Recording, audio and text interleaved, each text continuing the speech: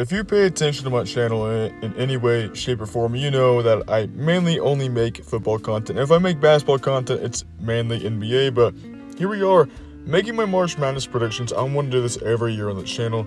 This is maybe my favorite time of the year. I love it more than Christmas, Thanksgiving, Super Bowl time. March Madness is the best time of the year. If it seems like, my speech is a little weird in this video, it's definitely something I'm not used to doing. Just, full-on one take, and you might hear some wind in the video. But anyway, let's get right into this. Auburn, obviously, over the 16th seed. Louisville Creighton's going to be a tough one. I think out of any matchup in the first round, this is the one where I think it could go either way. That or St. Mary's Vanderbilt. Louisville could have definitely been a higher seed, but I think Creighton, they got more, they went to the Elite Eight in 2023. And then made it back to the Sweet 16 in 2024, and they've kept Ryan Kalkbrenner. So I think just based off that alone, I'm going to go with Creighton. Michigan, UC, San Diego. I'm going to go with Michigan. They're really good in March Madness, and UC San Diego, this is their first tournament appearance. And when you look back at the past 10, 15 years, teams who've made their first tournament appearance usually don't win in March Madness. So I'm going to take them there. I'm going with A&M over Yale. This could be Yale, but I'm gonna trust A&M can get it done. Ole Miss, and then the play-in game winner that's going on tonight as I'm recording this. I'm gonna go with Ole Miss here. I don't trust Mountain West, and I don't trust North Carolina with all their quad one losses. I'm gonna take Iowa State. Again, I don't trust the Mountain West teams, so I'm going to go with Marquette and then Michigan State. Now we go into the next region. Obviously, Florida, UConn, Oklahoma. Dan Hurley has the championship DNA. I don't expect them to lose in the first round. Memphis, Colorado State. I would take Memphis if they were playing against any other 12 seed, but the fact they were playing Colorado State, I saw a stat. Well, actually, I didn't. Well, yeah, I did see it where every Mountain West Conference tournament champion that was a double-digit seed has never won a March Madness game. That could change this year, but I'm going to go with Memphis. Maryland, Grand Canyon, I'm going to go with Maryland. I really like them this year. My Missouri Tigers against Drake. Drake could win this, but I'm going to go with Mizzou. Texas Tech and UNC Wilmington. Texas Tech. Kansas and Arkansas could go either way. This is an insane coaching matchup in just the first round, but I like Arkansas more. I just have a feeling about them. And then St. John's over Omaha. It would be cool to see Omaha pull it off. You never know. Obviously, Duke. I'm going to go with Baylor. They have the championship DNA as well with, Scott Drew? Is that his name? I'm sorry, I forgot his name. Oregon Liberty. I wouldn't be surprised if Oregon does win this game. They only have to travel to Washington, while Liberty has to travel from the other side of the country. But Oregon is the second lowest top 5 seed in KenPom. I don't like that. So I'm going to go with Liberty.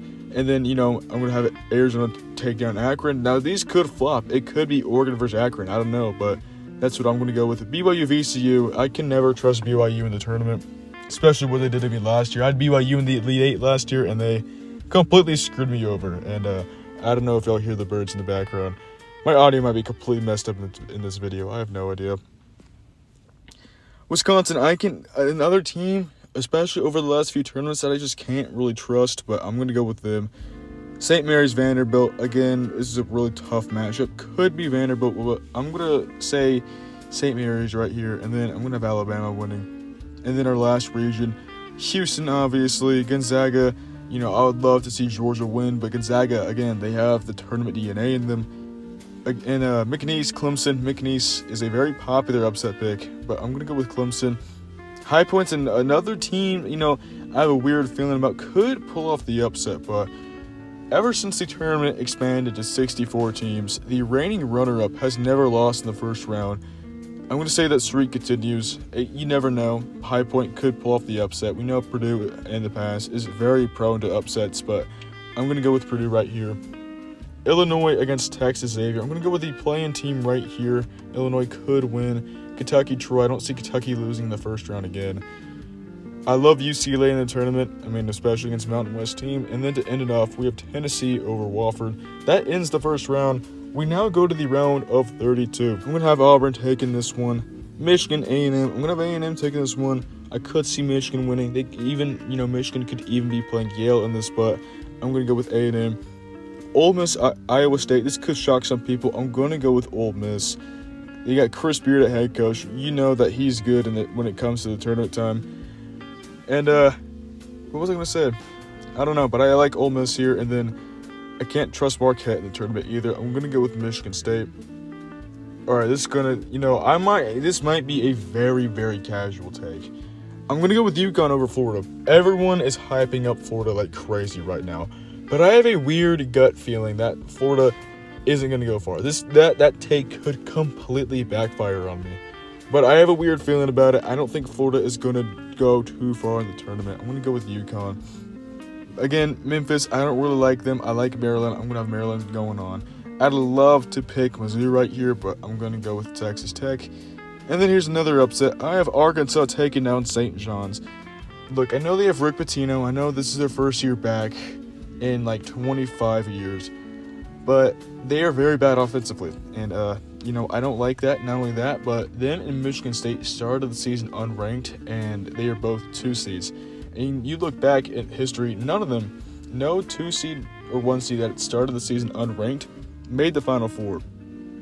And if you look at teams who had 2 of those in the same year, I hope I'm explaining that right, at least one of them loses before the Sweet 16, and I like that team to be St. John's. So I'm going to go with Arkansas with the upset there. Duke, Baylor, I like Duke. Baylor, I don't even know where I'm going. Just Duke with the obvious win. Arizona beats Liberty. VCU, Wisconsin. I could see VCU winning, but I'm going to have Wisconsin right here. And then Bama takes down St. Mary's.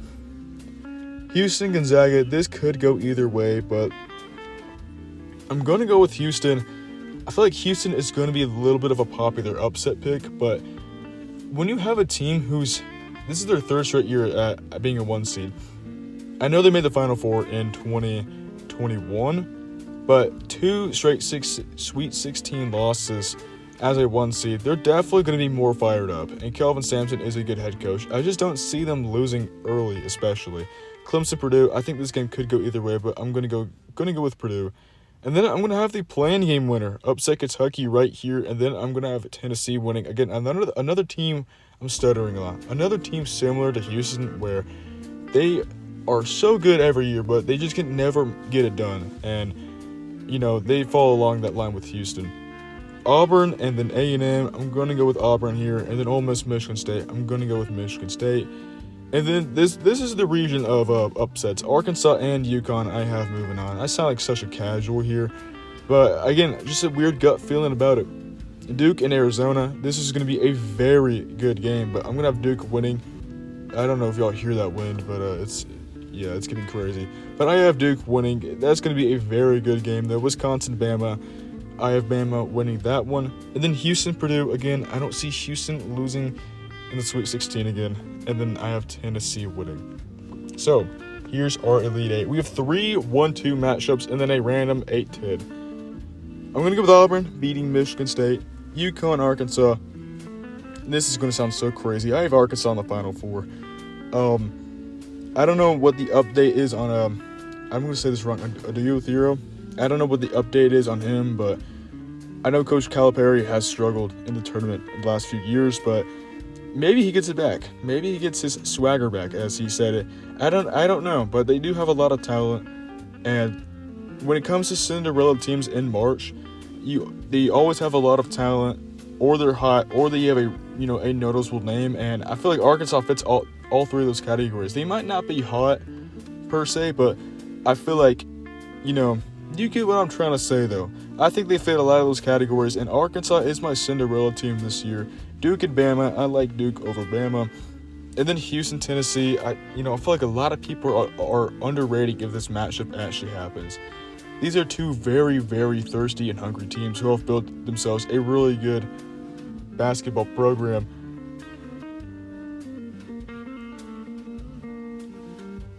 They're 2 teams who have built themselves a really good basketball culture. 2 teams who are really hungry and thirsty to make a Final Four and win a championship. But I have Houston winning this one. Could be Tennessee, though.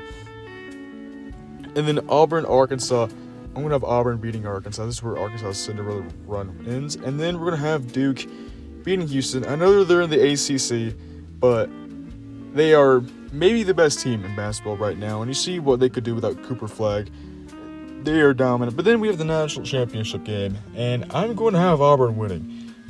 I know a ton of people are underrating them right now. They're a little cold. They lost in the semifinals in their tournament, which, again, I've seen it in the past where teams might lose early in the tournament, not lose their first game, but they might lose earlier than expected, so teams sleep on them, or people sleep on that team.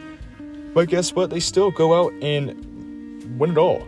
And Auburn could be that team. They're experienced.